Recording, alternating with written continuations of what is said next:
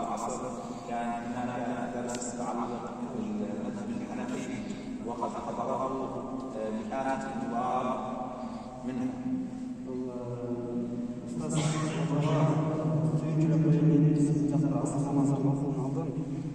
Hanefi mazhabı boyunca bir masalanın söz bu başında bu İmam Sarakhsi'nin yolbaşı sözünü aytып olsa sözümüzde aslında genel için فالحمد لله كأننا عصر رقصي وعصر قاضيان قد قرب في هذه البلاد، وإننا لنشاهد ونرى في القريب العاجل أن نجد أئمة كبار هذا البلد ينيرون الطريق لغيرهم.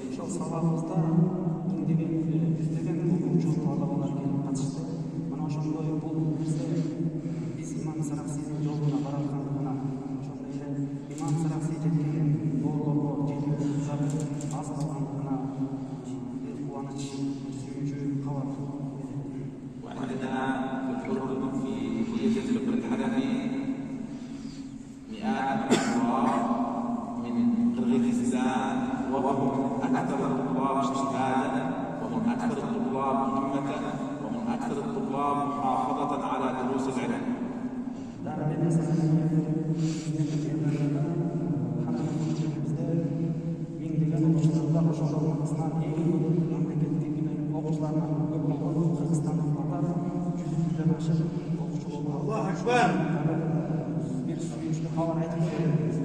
فهذا التوجه من هذه الوجوه الطيبة إلى تعلم مذهبهم والحرص عليه والاجتهاد عليه هو توفيق من الله تعالى.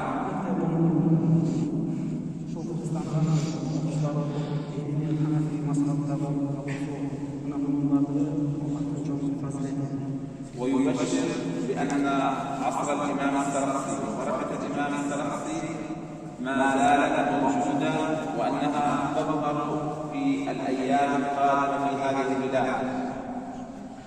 إن شاء الله الإمام السرخسي الإمام السرخسي والبقطار من خير وشر الإمام السرخسي يتخلق من نحيثنا إلى قسمة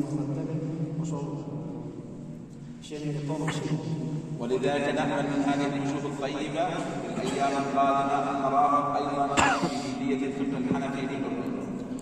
نوصل الإمام سرخسي жеткен даражаға жетиш үчүн окуучуларды дагы биздин ачкан Ханафи факылтысына келип таалим алып үйрөнүп кетүүңүздөрдү чакырам.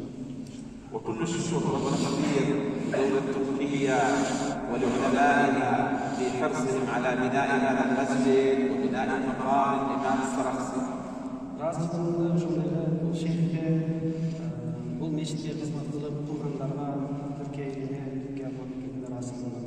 وكل الشكر والتقدير لشيخنا الفاضل على جهوده الجبارة في خدمة كتاب المفروض للإمام السرخسي من أجل أن ينتفع به الله، وجزاه الله خيرا عنا جميعا.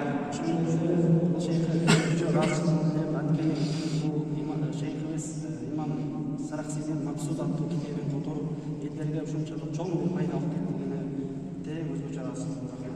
فبارك الله فيكم ونستأذنكم ونستأذن الشيخ في الخروج. السلام عليكم.